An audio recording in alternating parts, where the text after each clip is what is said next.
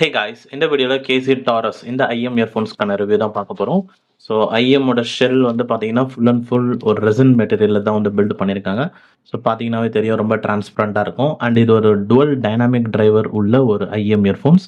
கேசியோட IIM தான் இது, கேசி Taurus. But இந்தியாவில் இன்னும் ஸ்டில் இது லான்ச் ஆகல.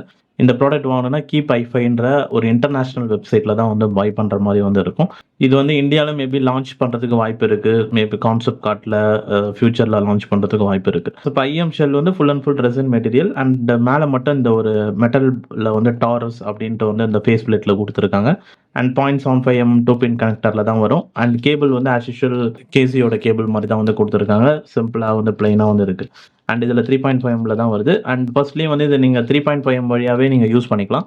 ஏன்னா இதில் பவர் வந்து நல்லா தான் வந்து இருக்குது. ஸோ இப்போ இதோட சவுண்ட் குவாலிட்டி வைஸ் பார்த்தீங்க அப்படின்னா, ஸோ இதில் வந்து இது வந்து ஒரு பேலன்ஸ்டு சவுண்டிங் மாதிரி தான். பட் ஆனால் கம்ப்ளீட் பேலன்ஸ்டுன்னு சொல்ல மாட்டேன்.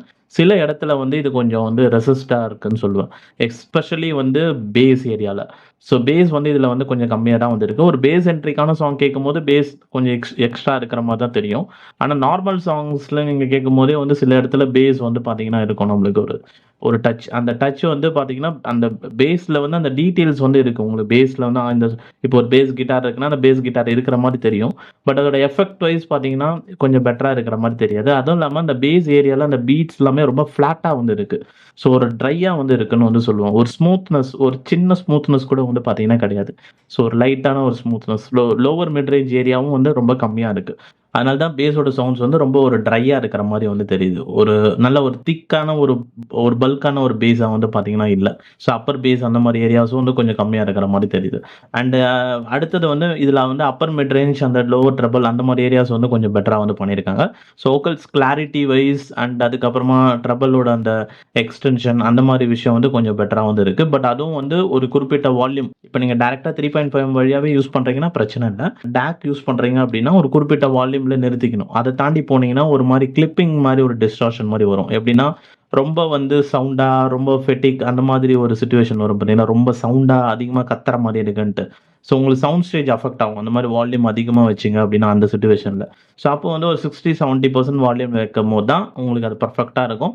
வோக்கல்ஸ் கிளாரிட்டி நல்லா தான் இருக்குது. அண்டு கிளாசிக்கல், அக்கோஸ்டிக்கு இந்த மாதிரி சாங்ஸ்லாம் கேட்கும்போது இது கரெக்டாக தான் நல்லா தான் இருக்குது. நல்ல கிளாரிட்டி வந்து சூப்பராக வந்து பார்த்தீங்கன்னா இருக்குது. அண்ட் சவுண்ட் ஸ்டேஜும் இதில் நல்ல ஒரு வைட் சவுண்ட் ஸ்டேஜ் எக்ஸ்பீரியன்ஸ் வந்து இருக்குது.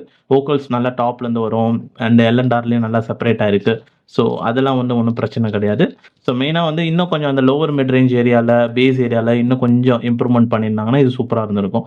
ஏன்னா நம்ம ஈவன் நான் வந்து ஈவன் டேக்லாம் யூஸ் பண்ணும்போது கூட பேஸ் ஏரியாவில் அந்த லோவர் மிட் ரேஞ்ச் ஏரியாவில் ஏதோ கொஞ்சம் பூஸ்ட் ஆன மாதிரி வந்து தெரியல. டேக் யூஸ் பண்ணும்போது mid range to trouble area, அந்த அப்பர் மிட் ரேஞ்ச் ட்ரபிள் அந்த ஏரியாஸில் தான் பூஸ்ட் ஆகுதே தவிர கீழே வந்து பூஸ்ட் ஆகலை.